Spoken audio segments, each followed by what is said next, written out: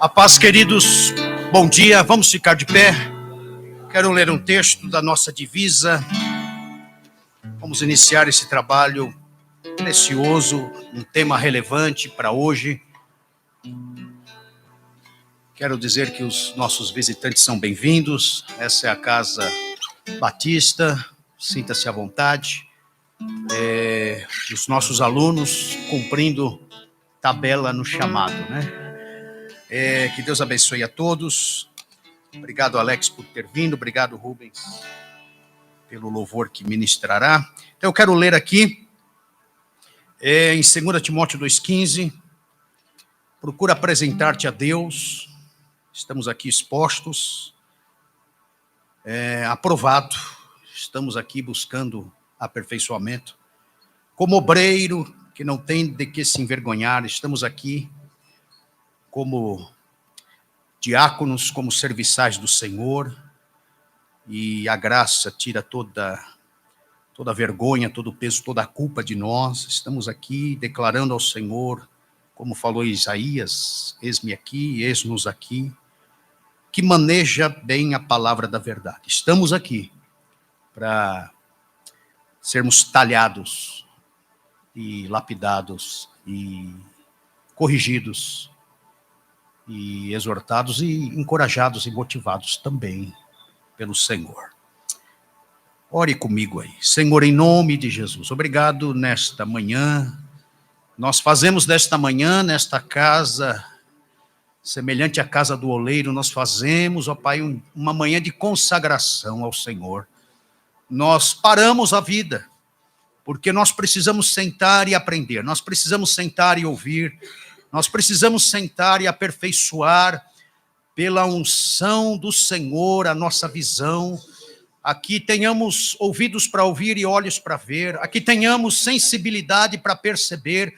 Aqui tenhamos coração para receber a Tua voz, as Tuas revelações. Senhor, há uma coxa de retalhos lá fora, no que tange a Tua obra. Há, Senhor, um jogo de farpas teológicas e ideológicas, Senhor. Há um clima, ó Pai, de um conflito espiritual, e nós estamos aqui para ajustar, alinhar, Deus, tanto o lado mais racional com o lado mais sentimental, revelacional. Estamos aqui, Senhor, ó Pai, para nos expormos diante de Ti, para recebermos o escaneamento do Teu Espírito, para sermos lidos pela Tua palavra, para sermos reorientados, ó Pai, pelos profetas, pelas vozes. Deus, nós queremos balizar tudo isto, Senhor.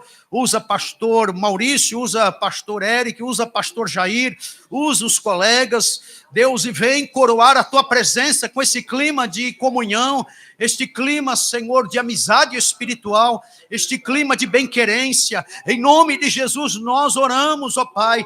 Abençoe esta casa, abençoe este propósito, abençoe esta manhã. Venha alinhavar, Senhor querido, com a Tua vontade, tudo isto, e que os nossos irmãos de casa sejam abençoados, tanto quanto nós já estamos sendo aqui, Senhor. Fala conosco, receba esse louvor, ó Pai, que será ministrado como adoração, e que, ó Pai, suba como cheiro suave as Tuas narinas. Deus, nós pedimos isso ao Senhor, em nome de Jesus. Venha nos achar, venha nos tocar, venha nos abraçar. Deus, em nome de Jesus, nesta manhã, oramos agradecidos. Amém. Amém. Primeira palavra, queridos, primeira ministração, pastor Maurício vai trazer a questão histórica, passando aí pelos movimentos espirituais, né? O carismático, o católico, pentecostalismo, histórico, renovação espiritual e o neopentecostalismo. Pastor Maurício, oportunidade é tua. Depois nós teremos um intervalinho e depois o Eric Lana vem e encaixa a palavra. Pastor.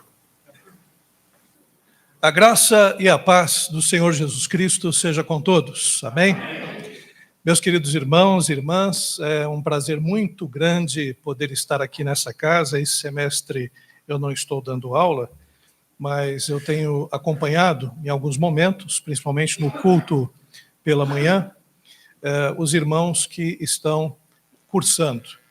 E muito bom a gente poder rever aqueles irmãos que outrora fizeram parte do corpo discente dessa casa E muitos, né, estão pastoreando, estão trabalhando na obra, estão como missionários. Alguns até já se aposentaram, nem vou falar quem foi que já se jubilou aqui, né, para não deixar constrangido. Mas alguns aqui fizeram parte dessa história e a gente fica muito contente em poder estar aqui novamente. E coube a mim falar sobre a parte histórica dos grupos pentecostais, do movimento pentecostal.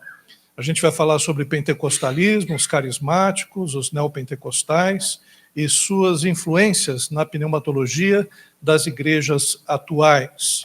Então, nós vamos retomar alguns aspectos históricos, poder reconhecer um pouco o que aconteceu lá nos Estados Unidos, no pentecostalismo americano, aquilo que acabou se tornando legado no pentecostalismo brasileiro.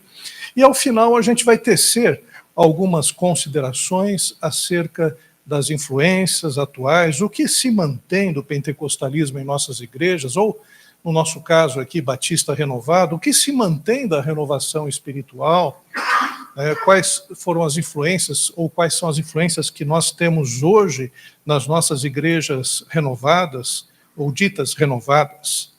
Então é importante que a gente faça essa reflexão nesta manhã. Então, primeiramente, é importante dizer que na história da igreja sempre houve grupos que exerceram os carismas. Então, se a gente pegar já na época da igreja primitiva, nós temos na igreja de Corinto uma igreja pródiga em dons espirituais. Lá nós temos aquela lista famosa do apóstolo Paulo em 1 Coríntios 12, que faz um rol de dons, e lá estão os dons de curas, ou os dons de curar, lá estão também dom de línguas, dom de interpretação, dom de profecia. E isso é interessante, né, porque o apóstolo Paulo ele não reprimiu o movimento de Corinto, né, porque alguns dizem, isso é uma coisa da igreja de Corinto, a igreja de Corinto, que era uma igreja complicada, e era mesmo, mas que teve essas manifestações ditas exageradas e que não deveriam se repetir nas outras igrejas. Não foi isso que o apóstolo Paulo fez, muito pelo contrário, o apóstolo Paulo apenas organizou, ele regulamentou, digamos assim, a liturgia para que a igreja de Corinto pudesse ser uma igreja equilibrada, sem meninices. Logo já também na igreja antiga, nós temos um outro movimento, que é o movimento montanista, que é um movimento que utilizava bastante a profecia. Um movimento que foi muito criticado pela igreja oficial, justamente pela sua ênfase escatológica, e que teve um grande teólogo, um dos pais da igreja, Tertuliano, que foi montanista.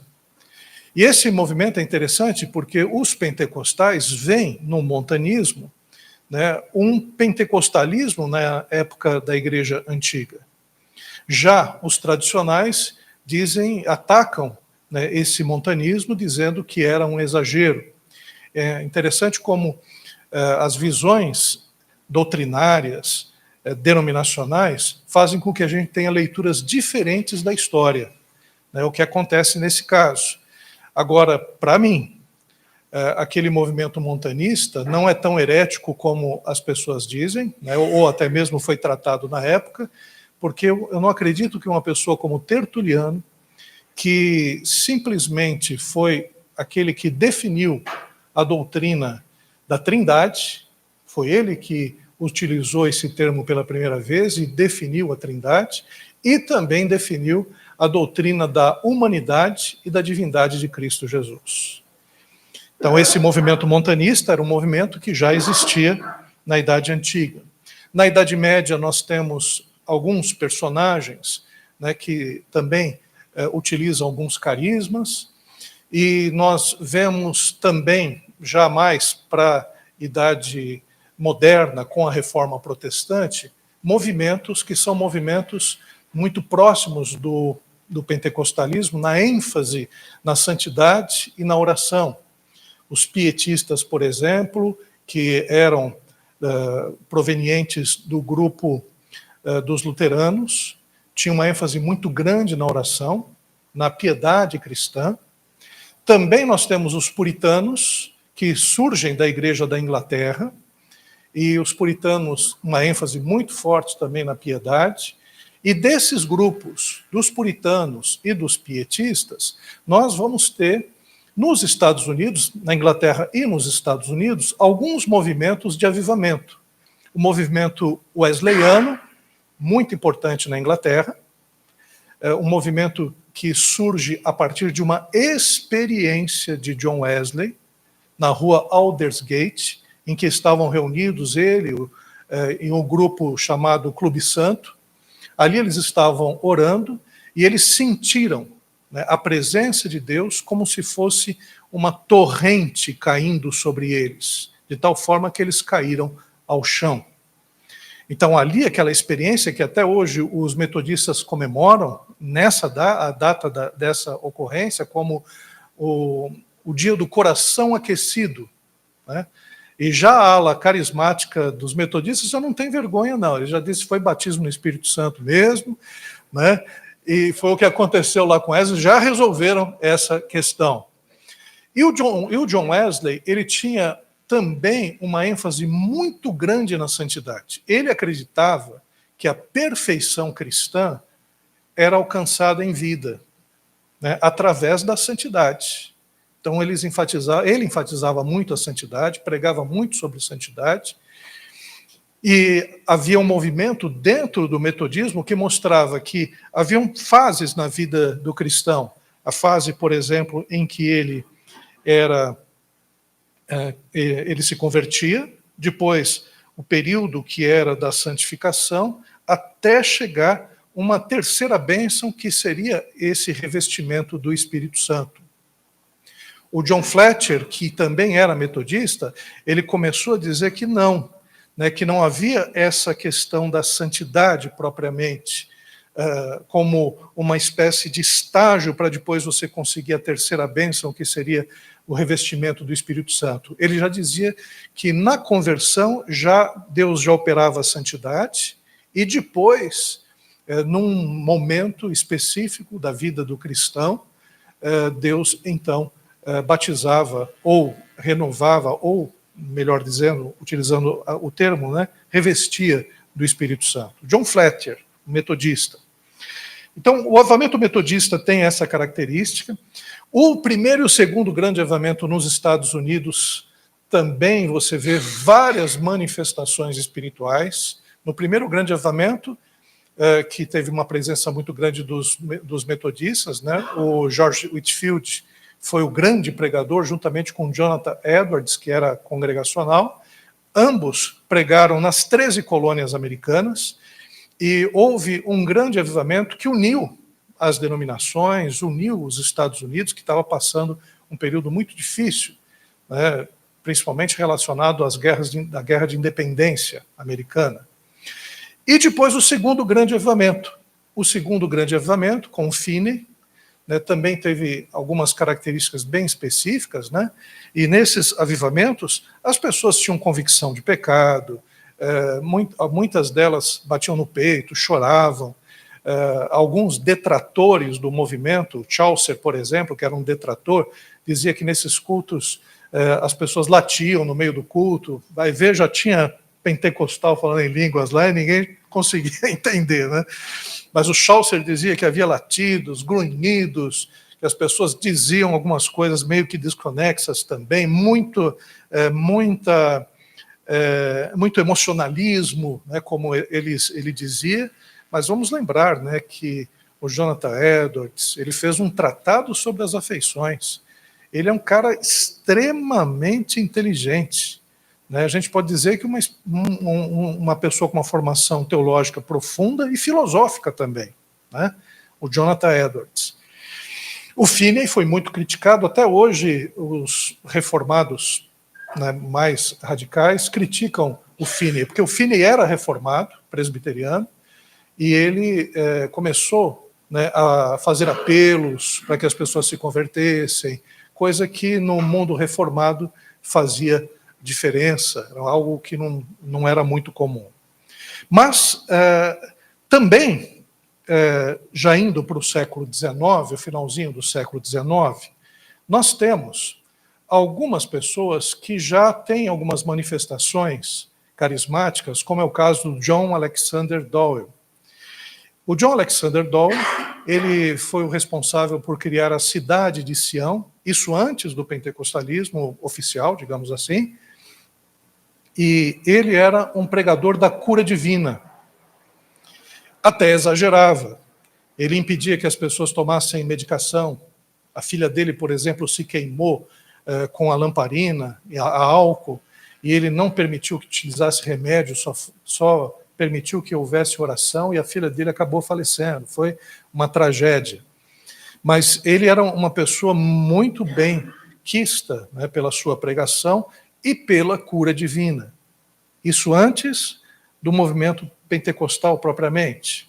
E depois o John Alexander Doyle vai participar desse início do movimento pentecostal. Vamos lembrar que o movimento pentecostal, a data fundante desse movimento é 1906. Ele morreu em 1907, Alexander Doyle.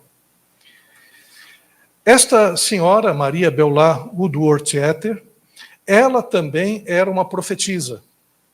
Também participou, essa sim já participou do movimento pentecostal, aderiu ao movimento pentecostal. Nós vemos o John Dowie, ele não aceitava o batismo no Espírito Santo, ele não cria no batismo no Espírito Santo. Né? Mas ela, a Maria Etter, ela já acreditava. E era conhecida pelas suas profecias. Algumas profecias não se cumpriram, como um terremoto que ela disse que ia acontecer em uma data em Chicago e não aconteceu. Também os detratores chamavam ela de sacerdotisa voodoo, porque de vez em quando ela, na hora da profecia, ela ficava como que em transe, ficava quieta, parada, e depois ela trazia a profecia. Às vezes demorava horas nesse estado. Nada que nos espante no movimento pentecostal. Ninguém se escandaliza com isso, porque essas manifestações são comuns até hoje, né, em vários lugares do mundo. Mas o que vira a chave? Vamos pensar o seguinte: o que é que faz virar a chave para que o movimento pentecostal ele se estabeleça e alcance grande parte do mundo? Aqui no Brasil, por exemplo, 60 e tantos por cento, 65% dos evangélicos são pentecostais ou renovados. No mundo também, né, pelo menos 1/3 dos protestantes são carismáticos ou são pentecostais. Então, o que faz surgir esse movimento, que é um movimento que vai crescer de uma forma exponencial e continua ainda muito forte? O que vai fazer com que o pentecostalismo ele cresça como movimento vai ser a crença no batismo do Espírito Santo com o sinal da língua estranha. É isso que vai fazer virar a chave. Porque até então se falava a respeito de batismo no Espírito Santo, mas não se pensava como se dava esse batismo no Espírito Santo. E quem vai defender essa ideia inicialmente é o Charles Fox Parham. Ele tinha uma escola, um Instituto Bíblico Betel, aliás, muitos institutos bíblicos betéis, né, surgiram por aí por causa justamente desse inicial. Aqui, por exemplo, nós temos o Betel brasileiro, e temos também o Instituto Betel, né, de ensino superior, pastor Sherlock de Souza, falecido já. O Sérgio conheceu bem, o Sérgio, né, passou por lá, talvez alguns irmãos também conheceram, mas o Charles Fox Parham, ele, nesse Instituto Bíblico Betel, em Topeka, no Kansas, no ano de 1900, ele se juntou com os alunos numa vigília para descobrir qual era o sinal do batismo no Espírito Santo. E num culto em que eles estavam fazendo, na virada de ano, uma das alunas, a Agnes Osman, ela foi, então, cheia do Espírito Santo e passou a falar em outra língua. Eles identificaram essa língua como sendo uma língua boêmia, da Tchecoslováquia, né? E também, depois de um tempo, ela começou a falar em chinês. Foi também identificado por eles, pelo grupo, que ela então teria falado em chinês. E por que eles buscaram o batismo no Espírito Santo e com essa ênfase? Porque eles miraram Atos dos Apóstolos, quando o Espírito Santo foi derramado. E quando o Espírito Santo foi derramado, todos começaram a falar em outras línguas, conforme o Espírito concedia. E, por conta disso, ele identificou que essa língua, então, era característica daquele que era batizado no Espírito Santo. É claro que nós vamos ter aqueles que vão... Obrigado, Alex. Aqueles que vão ser contrários a essa visão. Um jornal de Chicago escreve que, falando a respeito de estranhas línguas, aliás, fala sobre uma estranha Babel. É o que o jornal coloca como manchete. E isso vai ter, e claro, fazendo uma crítica muito grande, dizendo que eles não estavam falando línguas de outros países nada, eram apenas palavras que não davam para reconhecer. Pediram para que alguém que tinha sido batizado no Espírito Santo escrevesse na linguagem que ele estava falando e não conseguiram traduzir. Então, o jornal fez uma crítica muito grande a esse movimento. E por conta disso, nós vemos que o próprio Charles Parham, com esse sinal que aconteceu em Topeka, no Kansas, ele abriu uma outra escola teológica, essa escola teológica, em Los Angeles, aliás, desculpem, em Houston. E em Houston, nós vamos ter um aluno que vai participar dessa escola, William Seymour. William Seymour era neto de escravos, um olho cego, uma pessoa extremamente simples, que acompanhou a aula que se dava nessa escola Bethel em Houston, onde o Charles Parham era professor, e ele, como sendo negro, não podia ficar junto dos brancos. Ele assistia à aula no corredor. A porta ficava aberta, ele do corredor, ele assistia à aula. E ele foi convidado para que pregasse numa igreja batista de uma pastora que era do movimento de santidade também, o movimento Holiness, movimento que surgiu no meio metodista, mas que se espalhou em várias denominações. E ele começou a pregar aquilo que ele aprendeu, que o batismo no Espírito Santo, que o sinal do batismo do Espírito Santo era o dom de línguas, mesmo ele não sendo batizado no Espírito Santo, mesmo ele não falando em línguas. E ele começou a pregar isso, a pastora não gostou da ênfase que ele dava no batismo no Espírito Santo e mandou ele embora. Era uma série de conferências, ele só participou do primeiro dia. Mas ele foi se reunindo com um grupo de pessoas da igreja, na rua Bonnie Brae, e nessa reunião que ele fazia juntamente com esses membros dessa igreja, uma das irmãs começou a falar em línguas. Essa, sim, uma língua que não tinha a ver com nenhuma língua conhecida. E depois de um tempo também, isso aconteceu nessa data que foi de 1906, um pouco tempo depois, ele mesmo também foi batizado do Espírito Santo e começou a falar em outras línguas. E aí começou um grande movimento. A casa ficou tão pequena que as pessoas iam até essa casa e eles se amontoaram e quebraram até a parte que era o tablado antes de chegar na casa, de tanta gente que se acotovelava para participar das reuniões. E eles resolveram, então, alugar um salão, que era o salão que nós vemos aqui. Antes tinha sido uma igreja batista, depois se tornou um cortiço, depois se tornou também um local para que ficavam os cavalos, até que Seymour alugou esse espaço, e esse espaço, durante 3 anos, todos os dias, o culto começava às 9 horas, terminava por volta da meia-noite, às vezes 2 horas da manhã.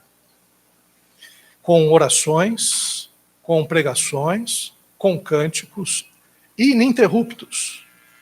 Foi um movimento em que negros, brancos, latinos, chineses, todos estavam juntos, uma coisa que fez espécie, porque era o período em que os Estados Unidos vivia sobre uma grande questão racial. Está certo que no norte era um pouco melhor do que no sul, mas no norte ainda havia várias leis restritivas, né, ao relacionamento entre brancos e negros. E foi aumentando. Pessoas de vários lugares do mundo começaram a ir também nesta igreja, participar das reuniões. E era um culto extremamente, uma liturgia extremamente flexível. Então, às vezes, o William Seymour pregava, ele não era uma pessoa muito culta, era uma pessoa extremamente simples, mas fizeram uma lista entre os negros que mais influenciaram o mundo, ele estava no topo, né, por causa justamente do movimento pentecostal. Né? Uma pessoa simples, neto de escravos. Né? E ele, às vezes, ficava orando horas e horas, pegava uma caixa, né, e botava a cabeça, se ajoelhava, botava uma caixa na cabeça e ficava ali orando horas. Cânticos espirituais também aconteciam muito nesta igreja, cânticos em línguas. Né? Eu não sei se os irmãos mais novos já tiveram essa experiência, mas há uns, digamos, 30 anos atrás, né, isso era muito comum em igrejas pentecostais e igrejas renovadas, pessoas que cantavam cânticos espirituais em línguas. Né? Hoje é raro isso. E eu me lembro de uma irmã que ela sempre cantava em línguas, mas era muito desafinada, muito desafinada. E aí um irmão que estava na mesa de som, né, estava ouvindo uma microfonia, tal, foi abaixando tudo, e continuava a microfonia. Quando ele percebeu, era a irmã que estava cantando ali, parecia uma microfonia, né, o canto dela. Né? Mas eu já vi cânticos lindíssimos, lindíssimos, que mexiam com a alma. Havia uma irmã na Igreja Evangélica do Espírito Santo, quando eu era pequeno, que quando ela cantava, a igreja ela ficava reverente, percebia que algo diferente estava acontecendo na igreja. Impressionante. Isso era muito comum no pentecostalismo há um tempo atrás. Né? E na igreja do William Seymour isso acontecia também, e alternava. A pessoa cantava, a pessoa pregava, outros oravam. Não havia uma liturgia pré-estabelecida, o que influenciou depois algumas igrejas posteriores, né, como, por exemplo, a Congregação Cristã do Brasil, que pegou um pouquinho disso, não estabelecendo, por exemplo, quem vai pregar, dizendo que é o Espírito Santo que na hora vai orientar. Isso é um rescaldo, digamos assim, desse movimento que aconteceu lá na Rua Azusa, em Los Angeles. E esse movimento durou 3 anos. Depois, várias denominações surgiu a Igreja Pentecostal de Deus, a Igreja Pentecostal Unida, surgiu a Assembleia de Deus, né? E a igreja que surgiu aqui, o nome dela era a Igreja Apostólica da Fé. Igreja Pentecostal Apostólica da Fé. Um nome que para nós é muito importante, tem muito a ver com a nossa história, é William Durham. Havia aquela discussão do pentecostalismo, né? Como é que encarar o batismo no Espírito Santo? É a segunda bênção ou a terceira bênção? Alguns entendiam que a primeira bênção era a conversão, a segunda bênção era a santidade e a terceira bênção era o batismo no Espírito Santo, fazendo com que o batismo no Espírito Santo se tornasse meritório, porque você tinha que ter uma vida de santidade muito aprofundada para que você obtivesse, então, o batismo no Espírito Santo. O Durham disse que não. O Durham disse que a santidade é uma característica que você já começa a ter na conversão. Na conversão. E o batismo no Espírito Santo, então, é a segunda bênção, que é uma graça de Deus na vida do crente. Achei muito interessante, apesar dele considerar a necessidade da santificação e tudo mais, mas ele não atrelou a essa questão da santidade. Ele atrelou, evidentemente, a uma graça de Deus na vida do crente. E aí nós temos, então, essa chave. Virou a chave. Qual era a chave? Para que o pentecostalismo surgisse. O batismo no Espírito Santo ocorre quando a pessoa começa a falar em línguas. Inicialmente a coisa ficou pesada, porque teria que ser um idioma, como a gente vê com Parra. Mas com o Seymour, aí ela se tornou aquela língua que é uma língua inteligível, aquela língua própria que lá nós vemos em 1 Coríntios capítulo 14, que aquele que fala em línguas não fala aos homens, mas fala somente a Deus, e que há necessidade de um intérprete, mas esse intérprete também é um dom de interpretação, para que esta língua possa ser traduzida e possa edificar ao restante da congregação. Então, com o William Seymour, isso se torna muito comum, ou se torna mais factível. Então, há uma grande explosão dentro do movimento pentecostal. William Durham, ele é importante para nós também, porque algumas pessoas que passaram por lá fizeram história aqui.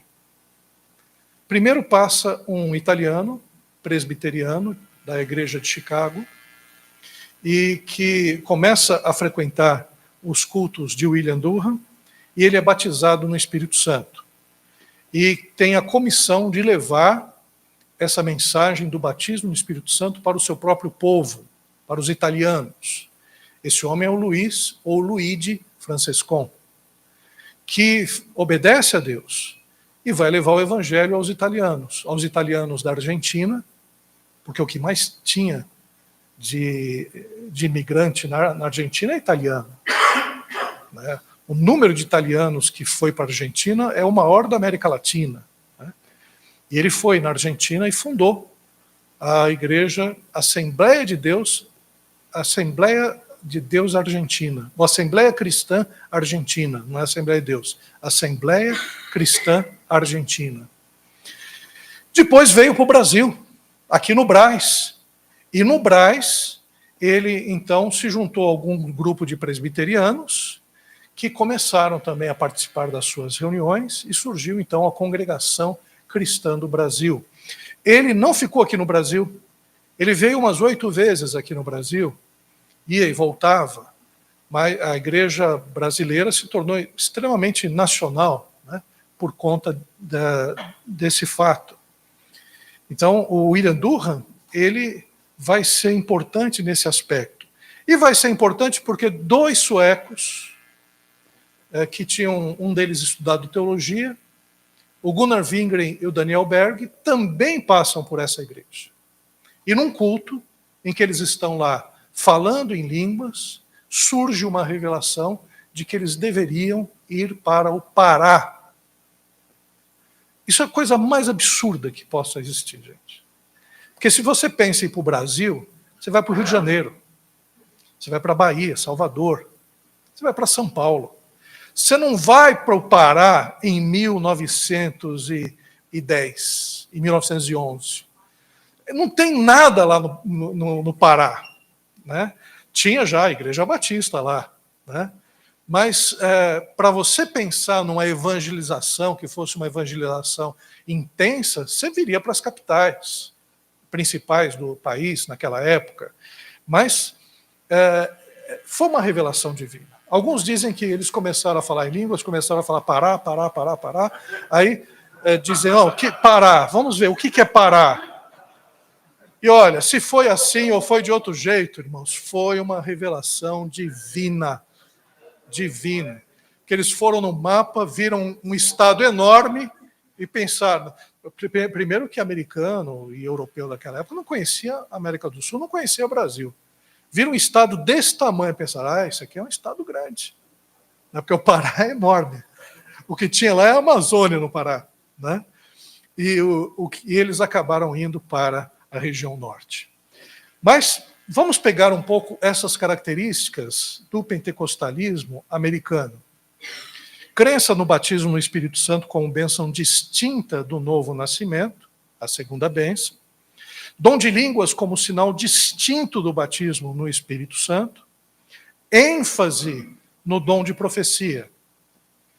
E também a crença na atualidade dos dons espirituais. Essa era a ênfase que existia no pentecostalismo americano. Dons de cura também. É interessante que nos Estados Unidos houve algumas diferenças do pentecostalismo aqui brasileiro. O Paul Freston, ele escreveu uma tese muito interessante, comparando o pentecostalismo brasileiro com o pentecostalismo americano. E nos Estados Unidos, nós temos as chamadas 3 ondas do pentecostalismo. A primeira onda, que começa já em 1900, com o Parham, com o Seymour, que é o pentecostalismo clássico. A segunda onda, que é a renovação carismática, são as igrejas históricas que começam a se renovar.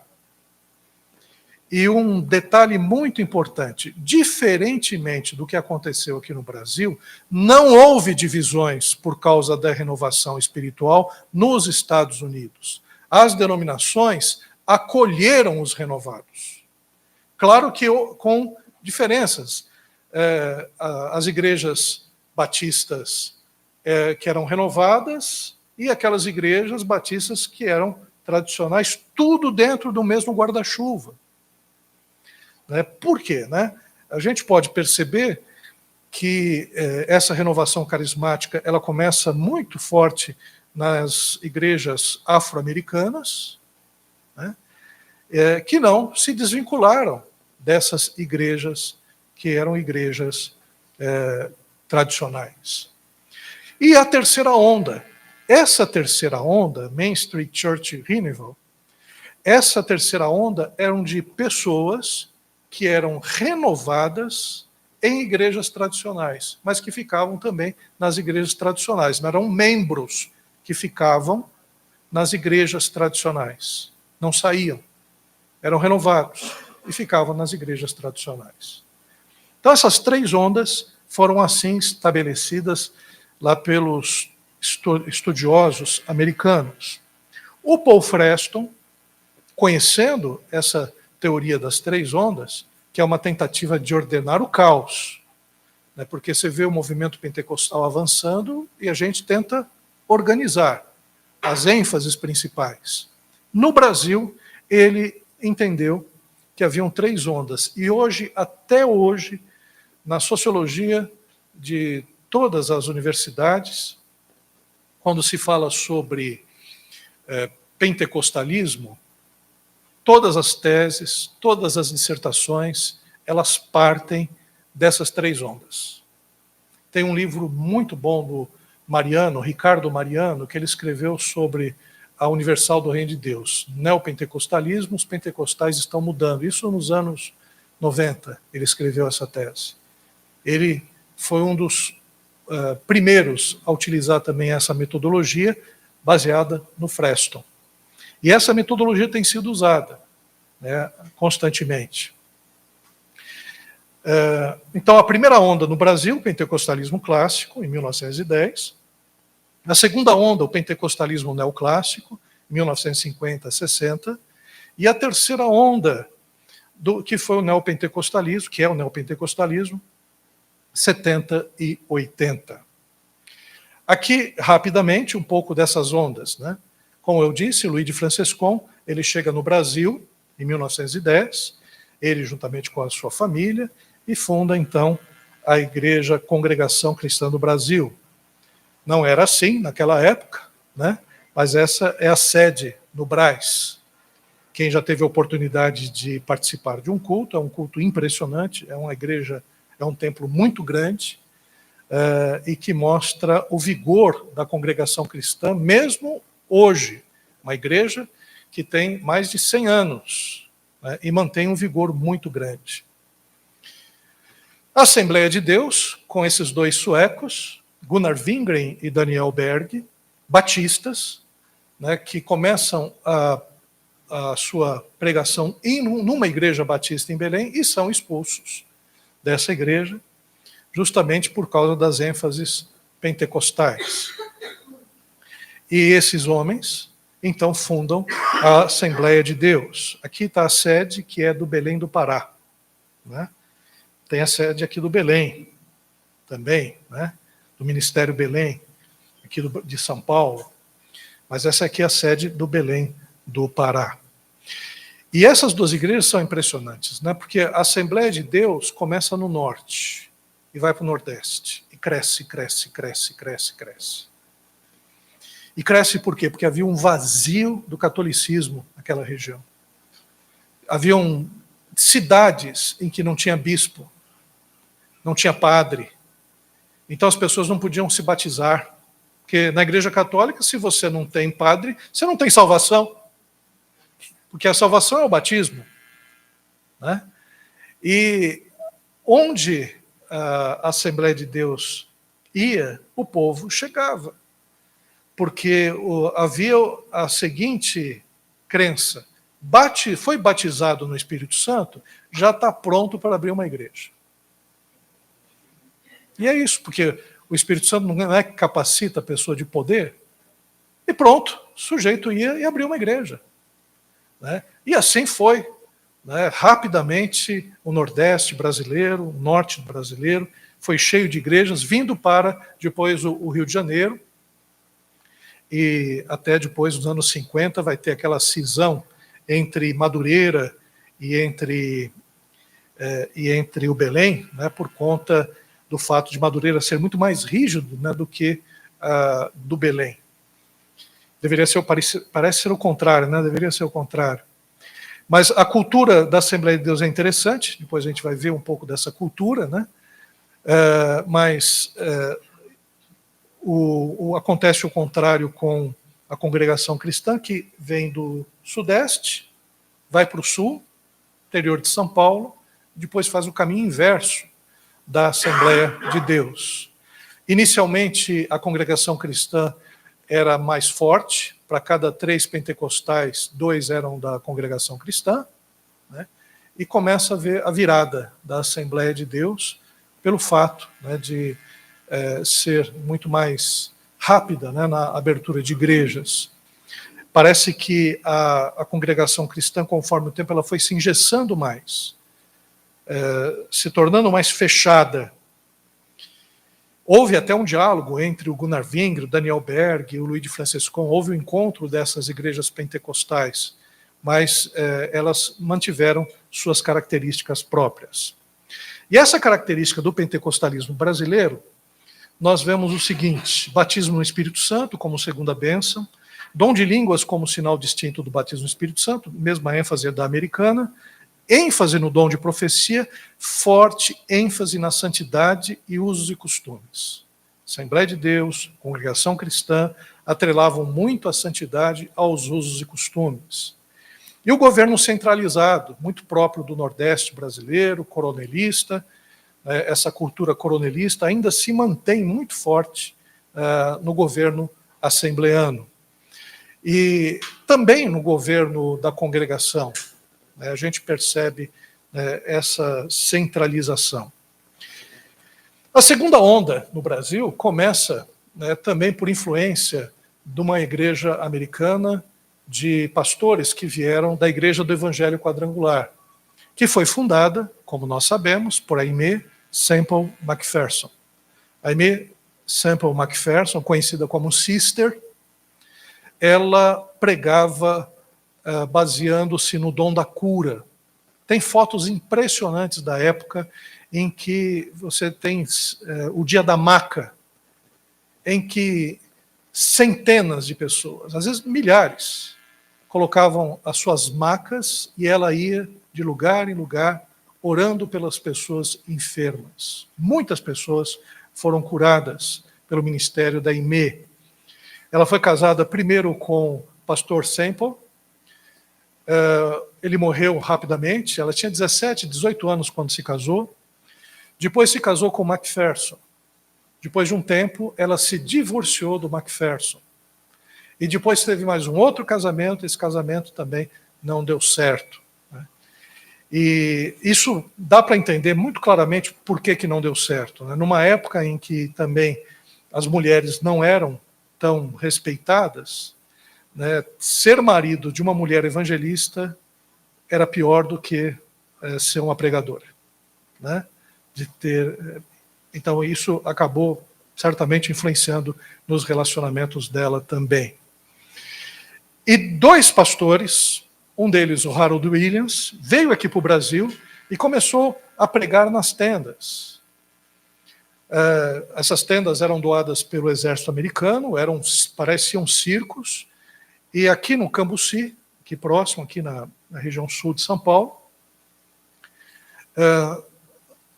a partir de uma igreja presbiteriana independente, pastor Silas Dias, eu conheço bem o pastor Silas Dias, porque eu fui ovelha do pastor Silas Dias quando era pequeno. Ele era pastor na igreja presbiteriana independente, e o seu presbítero, que era o Epaminondas, também saiu dessa igreja, e os dois fundaram duas igrejas. O Silas Dias, a Igreja Evangélica do Espírito Santo, que eu fiz parte, e o Epaminondas fundou a igreja, que é a Igreja Pentecostal da Bíblia. A partir desse movimento que foi chamado no Brasil de Cruzada Nacional de Evangelização. Essa Cruzada Nacional de Evangelização começou com esses cultos nas tendas. As pessoas entravam pensando que era circo, falavam, é circo, a gente tem alguma apresentação, e acabavam ouvindo uma pregação.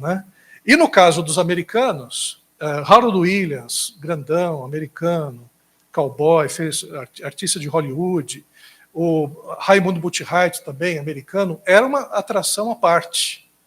E eles começaram a evangelizar os brasileiros. Harold Williams, inclusive, fundou a primeira igreja do Evangelho Quadrangular em 1955, em São João da Boa Vista.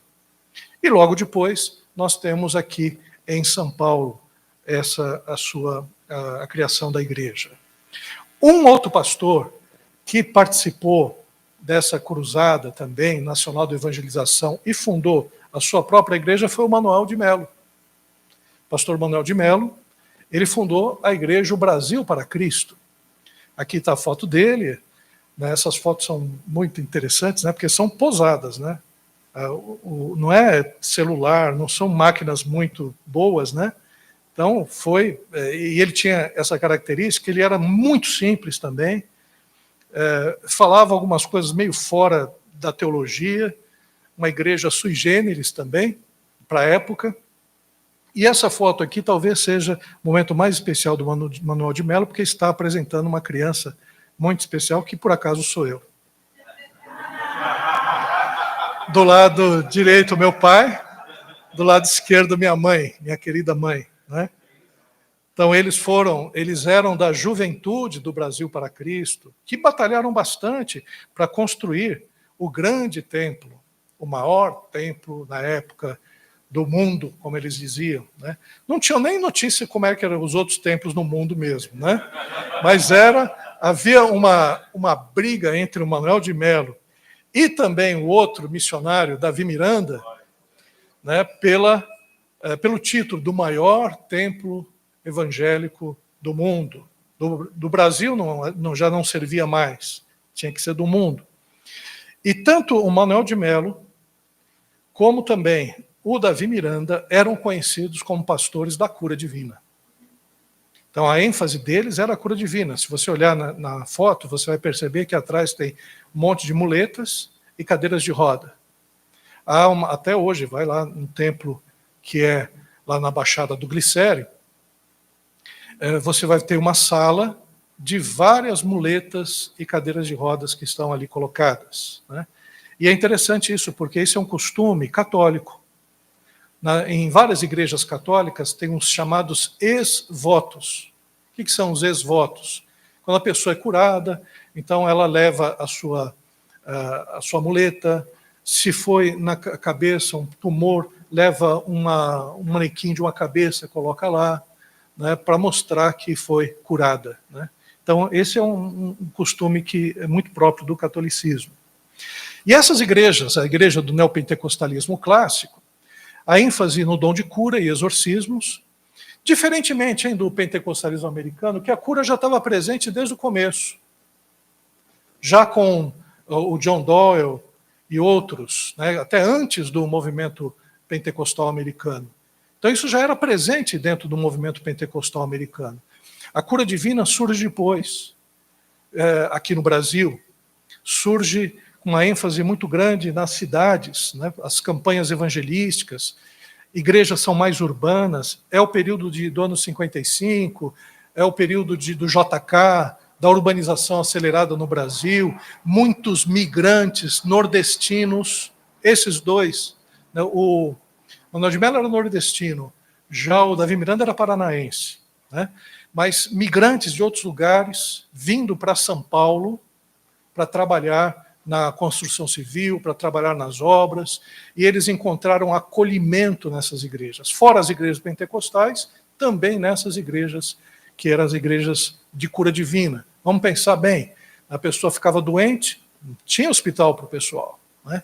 Eles iam para as igrejas em que havia a cura divina. Minha avó, por exemplo, foi zeladora da igreja presbiteriana, ela estava com um braço que ela não conseguia levantar, e ela foi. Por que eu apareço aqui na Igreja do Brasil para Cristo? Porque minha avó foi numa campanha de cura, estava com o braço ruim, no outro braço estava com o meu tio, que estava perdendo a visão. Foi numa campanha de cura, Manuel de Mello fez um apelo, ela levantou a mão no braço que ela não conseguia levantar. E dias depois, o meu tio estava enxergando. Gente, isso é poderoso demais. O que aconteceu no Brasil nessa época, né, foi uma coisa impressionante, né?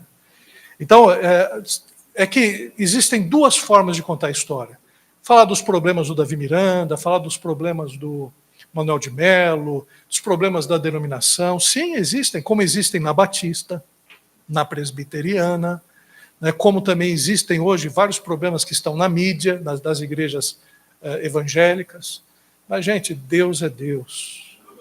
Ele age nas igrejas, e não só nas igrejas pentecostais, age nas igrejas tradicionais também, né? É que nós estamos vendo que os pentecostais estão buscando a Deus com intensidade, estão pregando o evangelho nas ruas, nos estádios. E essas igrejas, elas eram menos rigorosas em relação aos usos e costumes, então elas atraíram mais a classe média, quadrangular, a Brasil para Cristo. Mantinham ainda alguns aspectos parecidos com a Assembleia de Deus e também a Congregação Cristã, mas apenas uma delas se manteve muito rigorosa, que foi a Deus é Amor, né? Tanto Manuel de Mello morreu, houve problemas na denominação.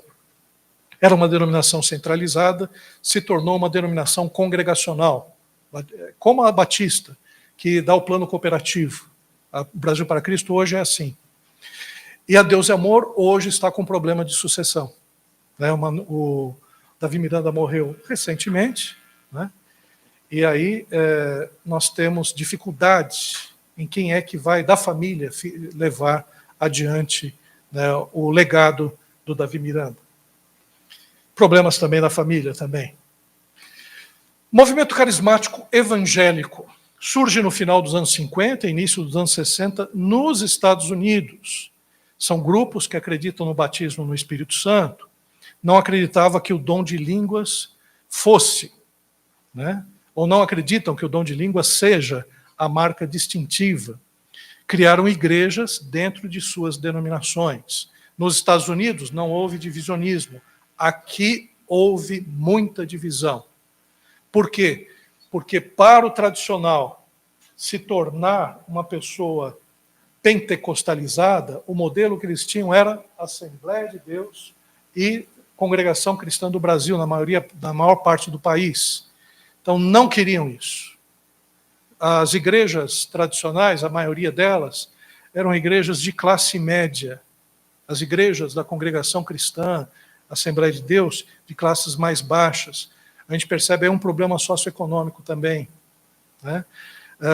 As igrejas tradicionais, os pastores passavam pelo seminário teológico, tinham uma formação teológica, educacional maior, melhor, do que, por exemplo, as igrejas pentecostais. Então, tudo isso fazia com que houvesse ruído, né? E fora um fato que era falar em línguas, que para o tradicional identificava rapidamente com o pentecostal. Não era algo que isso fosse bem visto. Então, o que acontecia? A pessoa se renovava, tinha que sair da igreja. Era o que aconteceu. A renovação espiritual aqui no Brasil teve a influência muito grande de Rosalie Mills Epperly. A gente pode dizer que ela é a principal pioneira do movimento de renovação espiritual. Ela escreveu algumas obras, Folhetos de Poder, como nós conhecemos, e também propagou, através de um programa de rádio, né, a mensagem que era a mensagem de renovação espiritual. Voltou para os Estados Unidos e ela tinha alguém que acabou sucedendo, principalmente no programa de rádio, Renovação Espiritual, que é o José Rego do Nascimento, que foi batizado no Espírito Santo. Interessante que esses homens não foram batizados no Espírito Santo em igrejas pentecostais. Foram sozinhos. Estavam lá, sozinhos, orando, foram batizados no Espírito Santo. É o que aconteceu com o pastor Enéas Tonini também, com Rosivaldo de Araújo. Não tinha aquela campanha de cura, né, campanhas disso e daquilo para que eles fossem, e eles eram batistas, né, e se mantiveram batistas, e foram cheios. O pastor Enéas Tonini, se você pegar aqui no memorial dele, tem um livro sobre batismo no Espírito, falando sobre Espírito Santo, doutrina do Espírito Santo. Ele não fala nada de batismo no Espírito Santo. Ele não acreditava no batismo no Espírito Santo. Ele pregava contra o batismo do Espírito Santo. E ele foi cheio do Espírito Santo e acabou escrevendo o livro que foi um best-seller, que ajudou os pentecostais. Foi um livro que muitos pentecostais tinham. Meu avô, que era Assembleia de Deus, fazia questão de mostrar esse livro para mim, né? E também orientou a tantos outros importantes líderes. Outro importante líder nessa época da renovação espiritual, o pastor Enéas Tonini, então, e outros.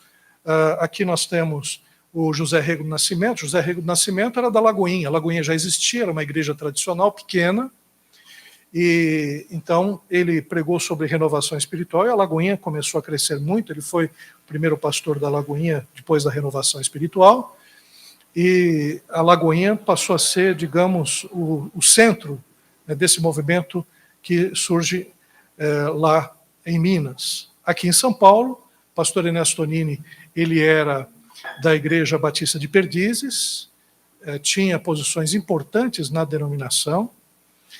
Ele era também diretor do Colégio Batista e renunciou a tudo isso, teve que renunciar, porque, afinal de contas, ele passou a ser uma persona não grata dentro da denominação.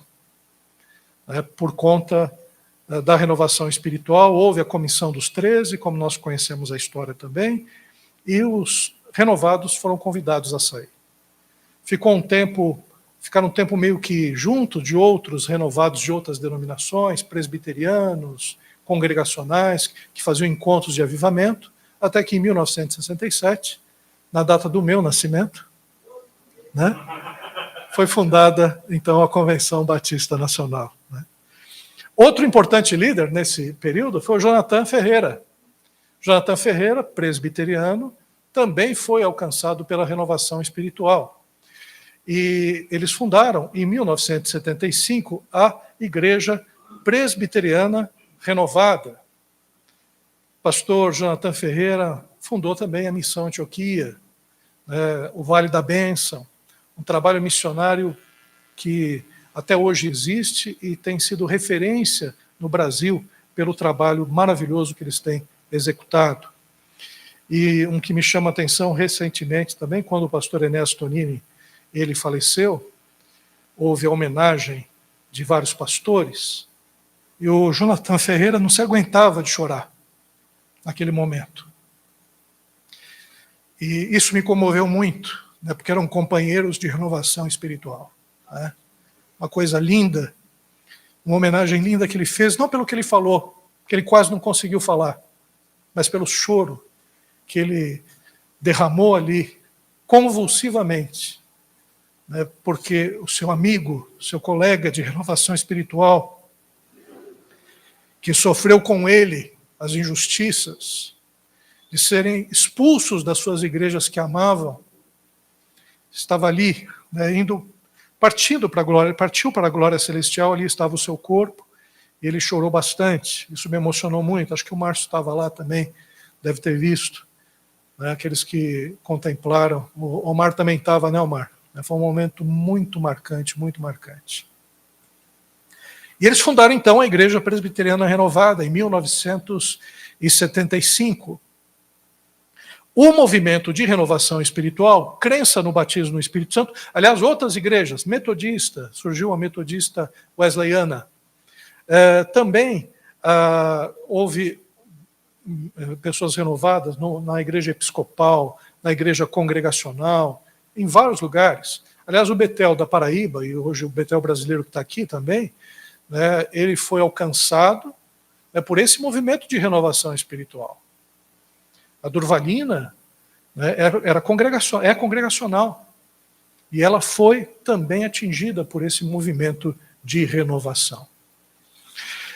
Agora, esse movimento de renovação espiritual teve cisões em todas as denominações e um problema de identidade, porque os renovados ficavam muitas vezes entre os pentecostais e entre os tradicionais. O que nós somos?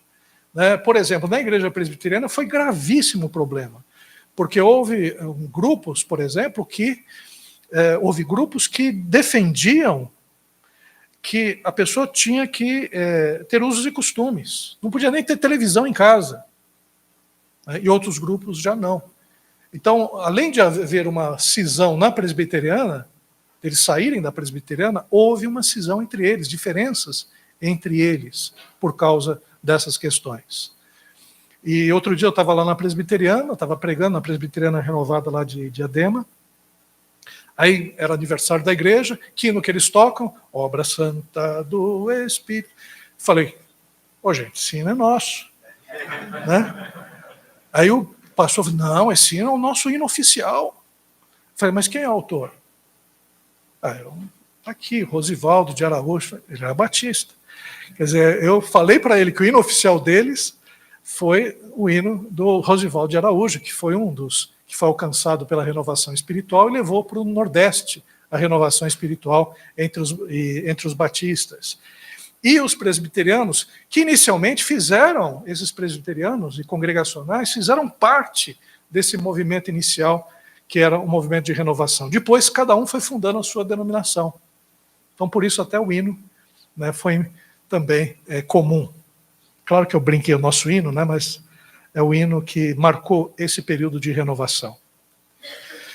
Renovação Carismática Católica surge em 1967, o ano que eu nasci também. Né? Alguns jovens, Ralph Kafer, Pat Mansfield, William Story e Patrick, e estudantes em Duquesne, na Filadélfia, eles, influenciados pelo livro A Cruz e o Punhal, do David Wilkerson, e livros que eram livros de evangélicos que falavam sobre dom de línguas e batismo no Espírito Santo, se reuniram nessa casa, que era conhecida como Casa de... Agora não vou lembrar, mas era uma casa, um retiro católico que eles fizeram, uma casa de... Era fogo e pomba, alguma coisa assim. Né? O pomba, símbolo do Espírito Santo, fogo também. E eles se reuniram nessa casa, fizeram um retiro espiritual e foram batizados no Espírito Santo e começaram a falar em línguas. E esse movimento começou a crescer muito. Começou a crescer no mundo inteiro entre os católicos. E inicialmente tinha sido rejeitado pela Igreja Católica.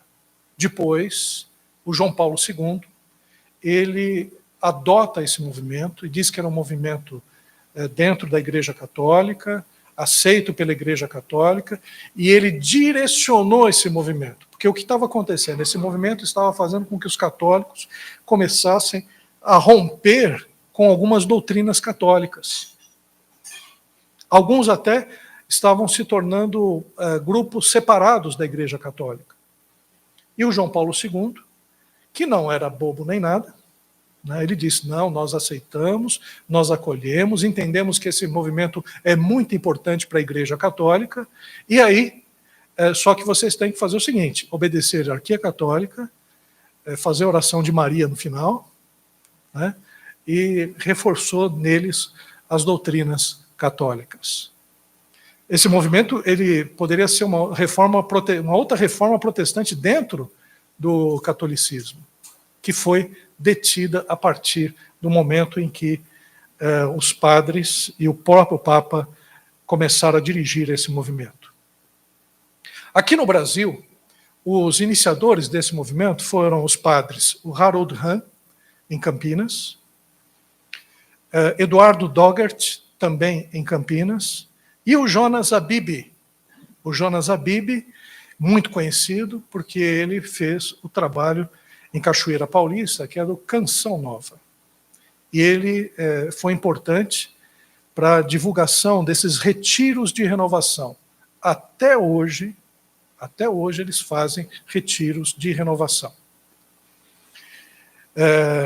Esse padre abaixo, que é o Dogert, ele foi responsável pela criação da TV, né, uma TV que não é a TV Canção Nova, mas uma TV que trabalhava especificamente o movimento carismático. O Jonas Abib, por exemplo, pregava para todos nos acampamentos, né, a respeito do batismo no Espírito Santo e do dom de línguas. E como ele fazia em relação a isso? Ao final da pregação do batismo do Espírito Santo, ele falava para todo mundo começar a orar, todo mundo começar a glorificar, e ele dizia, agora repitam comigo. Ele falava em línguas, e as pessoas falavam em línguas também, repetiam. E aí todo mundo começava a falar em línguas, todo mundo era batizado no Espírito Santo na reunião, né, que ele dirigia. Aliás, isso não é novidade, não. Americanos trouxeram esse tipo de pregação. Eu, por exemplo, quando fui no Retiro em Bauru estava Jonathan pregando, pastor Ernesto Tonini, pastor Lelo, que era da Igreja Batista Renovada de Bauru, e outros pastor da Igreja Evangélica de Viliara, que era congregacional renovado também, e todos ali pregando, renovação, renovação, renovação. E eu fui lá, depois quando eu tinha mais ou menos 17 anos, fui nesse retiro, e estava um grupo lá orando à noite. Aí eu comecei a orar, fez uma rodinha, e eles começaram a orar. Eu comecei, Senhor, obrigado, tal. Aí um irmão do grupo disse, Maurício, só glorifica. Aí eu, aleluia, glória a Deus, Deus é bondoso, santo, santo. Não, só fala glória. Aí eu comecei, glória, glória, glória, glória, glória, glória, glória, e todo mundo começou a falar em línguas. Foi uma armadilha. Foi uma armadilha ali. E aí eu comecei a falar em línguas, e de fato, né, eu fui cheio do Espírito Santo naquele momento. Né? Fui abduzido pelos irmãos. Né? Uma ajudinha, uma técnica diferente que foi utilizada para facilitar, né, o dom de línguas. Né? estou terminando aqui já. E quais são as características da renovação católica carismática? Crença no batismo no Espírito Santo e o sinal de línguas, ênfase no dom de cura. Após o reconhecimento da Igreja Católica Apostólica Romana, suas crenças na hierarquia católica e nas doutrinas foram reforçadas. E cada comunidade católica celebrava o culto carismático na segunda-feira. Não sei se continua ainda assim, mas segunda-feira era o dia da renovação carismática. Na Sé, por exemplo, eu cheguei um dia lá, tinha uma senhora que era líder da renovação carismática, né, na Igreja da Sé. E, terminando, né, essa parte histórica, a Igreja Universal do Reino de Deus, então, surge, em 1977, um novo tipo de pentecostalismo surge, que é o neopentecostalismo, é a terceira onda. Pastor Edir Macedo, o bispo Edir Macedo, ele era da Igreja de Nova Vida. Esse neopentecostalismo começa no Rio de Janeiro, diferente das outras ondas que começam aqui em São Paulo, essa onda começa no Rio, né, com o trabalho do Edir Macedo. E também do seu cunhado, que brigou com ele, brigaram inicialmente, o R.R. Soares, que fundou depois, em 1980, a Igreja da Graça de Deus. Aqui está o novo templo que eles estão construindo, estimado em 100 milhões de reais. Outros grupos neopentecostais, a Renascer em Cristo, que surge em 1986, uma igreja focada principalmente nos jovens e depois nos empresários também, uma igreja de classe média, uma igreja que avançou muito. Todas essas igrejas tiveram problemas. O Edir Macedo chegou a ser preso por charlatanismo, injustamente, hein? Porque não poderia ser preso por charlatanismo, né? A Internacional da Graça de Deus, o R.R. Soares é o mais contido, o mais tranquilo dos neopentecostais. Renascer em Cristo teve problemas também. E o último, que chama mais atenção, em 1998, o Valdemiro Santiago, da Igreja Mundial do Poder de Deus. Aliás, querem por toda a lei leiloar, né, o grande templo que foi construído por causa de dívidas. As igrejas neopentecostais, a ênfase delas é na teologia da prosperidade, todas elas. Uma teologia que começa nos Estados Unidos. A ênfase na cura divina e no exorcismo, o uso de objetos e campanhas, objetos até como fetiches, né? Arca do Concerto, mezuzá, e uma série de outros objetos que são utilizados em campanhas, principalmente campanhas relacionadas a dinheiro, né? Apropriação de termos e conceitos de outras religiões. Então, a Universal, principalmente, utilizou muitos conceitos da Umbanda, do Candomblé, e até hoje tem pessoas que vestem branco, fazem cultos de descarrego, pararam de falar em pombagira, pararam de falar de entidades afro-brasileiras, porque a justiça entrou nessa, impediu que eles fizessem isso, porque começou a tratar de uma perseguição religiosa, né? Estava ofendendo os outros cultos. Então, tudo virou encosto, né? Então, é o pai de encosto, filho de encosto, né? Então, mudou a terminologia da Universal do Reino de Deus, né? E uma evangelização agressiva pela TV e pelo rádio. De todas essas influências, vamos lá, na influência na pneumatologia atual. É inevitável a mudança das igrejas. Todas acompanham as mudanças da sociedade. Todas as igrejas mudam. A Igreja Assembleia de Deus de 1910 não é a mesma de 2024. Não existiu e não existe uma prática única entre as denominações e nas igrejas. As denominações são diferentes e mesmo dentro das denominações existem diferenças nas liturgias. Então, existem igrejas batistas, renovadas, que parecem mais uma Assembleia de Deus. E existem igrejas batistas renovadas, que parecem uma igreja tradicional, né?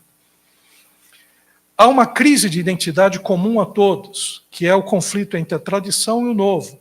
A crise de identidade ela é crônica nas igrejas, e não é só na igreja, em todos os setores, em todas as instituições, até o próprio Estado está com problemas. As igrejas pentecostais clássicas estão flexibilizando os usos e costumes, e a liturgia está mudando. Isso vem lá do Brás, por exemplo, na igreja que é dirigida pelo Samuel Ferreira. Ele se aproxima muito de uma igreja pentecostal, neopentecostal, como a Renascer, por exemplo. Aliás, a banda da Renascer está lá. O pessoal que foi contratado lá, é gente que era da Renascer. Inclusive um baixista da nossa igreja foi contratado por eles. Né? Gente boa. Né? Foi lá, está sendo abençoado. Outras influências. A obrigatoriedade do ensino teológico tem transformado a liturgia das igrejas pentecostais, Assembleia de Deus principalmente. Mudou muito por causa do ensino teológico. O pentecostalismo neoclássico da cura divina e as renovadas, por não enfatizarem o dom de línguas como sinal distintivo, tem deixado a tradição de cultos e encontros de renovação espiritual. Então, a ideia da renovação espiritual, dizer, não somos como a pentecostal, que tem como sinal distintivo o dom de línguas, fez com que, à medida que o tempo foi passando, o pessoal não falasse mais em línguas. As igrejas renovadas, as atuais, não se fala mais em línguas. Isso a gente pode ver em dois aspectos. Talvez a gente perdeu essa identidade inicial, ou talvez o dom de línguas ele passa por tempos e tempos por esse tipo de ação. No passado foi assim, na Idade Média, né?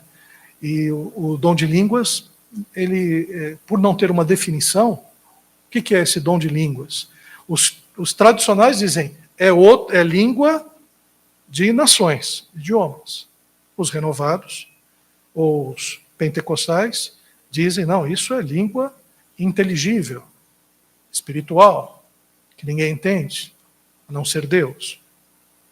Nas renovadas, existe uma aproximação das tradicionais. Eu fiquei abismado, né, porque houve uma assembleia, uma GO nossa, em que a fala de um dos renovados, com a presença de alguns tradicionais que estavam lá, ele dizia que o batismo do Espírito Santo não era propriamente uma segunda bênção, mas uma experiência. Pastor Enéas Tonini revirou do túmulo. O renascimento também. Porque foi justamente essa questão, né, que dividiu tradicionais e pentecostais. E hoje já existem movimentos dentro dos renovados, de pastores, que já não acreditam que seja uma segunda bênção. E às vezes, e também nem no dom de línguas. Outro aspecto. Igrejas do pentecostalismo neoclássico e renovadas estão adotando prática das novas megachurches, que é um costume que no Brasil se espalhou principalmente pelas novas igrejas independentes e pela Hillsong, né, que foi uma referência no mundo inteiro. Mudou a liturgia, mudou até o jeitão do culto, o jeitão do templo, né? As famosas paredes pretas. Né? Não tenho nada contra a parede preta, não, viu, gente? Eu não vejo nenhum problema em relação a isso, mas mudou a característica do templo. Mas não foi só a parede preta, mas as práticas das megachurches. No neopentecostalismo existe um afastamento doutrinário e pragmático com as outras denominações pentecostais, renovadas e tradicionais. Nós não sabemos onde vai desembocar o neopentecostalismo. Alguns acreditavam que eles iam aproximar, voltar, mas eles estão se distanciando, criando uma cultura própria. Então o neopentecostalismo está se afastando. Métodos dos neopentecostais são questionáveis do ponto de vista doutrinário e ético. Aliás, o problema grande que nós vivemos no país é um problema ético nas denominações. Porque o pentecostalismo, por exemplo, se baseava numa ética muito profunda dos membros. E hoje a gente percebe que os próprios pentecostais, assembleanos, né, alguns renovados também, né, estão envolvidos com muitos problemas éticos. E por fim, tem um aspecto interessante. Existe um movimento de espiritualidade que busca resgatar as disciplinas espirituais, que é a disciplina da oração, a disciplina da leitura bíblica, a disciplina do jejum, a disciplina do estudo, a disciplina do louvor, da pregação, da evangelização, da comunhão, que é necessário retomar. Então, esse movimento de espiritualidade que era uma característica dos renovados e também dos pentecostais. O movimento da reforma se falava muito sobre Deus Pai, as leis e tudo mais. O movimento evangélico de Wesley, das outras denominações batistas, as chamadas igrejas evangélicas, enfatizavam Cristo. As pentecostais enfatizavam o Espírito Santo. E agora parece, né, que há uma crise não só nos pentecostais, mas em todas as igrejas também. Né, a gente tem deixado de lado a nossa vida devocional e fixado feito um culto mais templocêntrico. Parece que tudo acontece no templo. E a nossa vida cristã, ela tem sido deixada para trás. Por exemplo, são raros os momentos em nossas igrejas, como aconteceu comigo, de alguns irmãos chegarem e me capturarem para orar comigo, falando em línguas, buscando o batismo no Espírito Santo. Hoje isso é raro nas igrejas. E eu termino aqui. Deus abençoe a todos. Desculpa, pastor Sérgio, passei alguns minutos.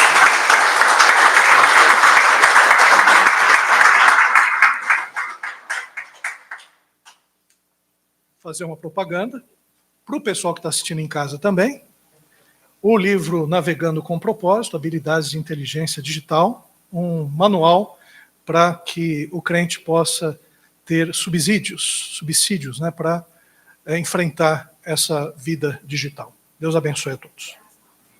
Glória a Deus. Maurício, excelente, obrigado, parabéns. Sempre nos acrescentando, muito edificante. Glória a Deus. Irmãos, o link está aí, vai ficar depois disponível, né, nas redes sociais. Pastor Maurício, eu vou pedir aqui a tua generosidade para disponibilizar os slides, amém? Joga para nós aqui, a gente... mas a linha está excelente e nos faz lembrar, né? Eric Lana, diretor pedagógico, vai falar do pneumatologia diante do liberalismo teológico. Aí depois um intervalo de 15 minutinhos, pode ser? Pastor Jair, lá no fundo, glória a Deus, vai gerar aí uma prática no chão de fábrica das igrejas, né? Como é que está esse negócio aí?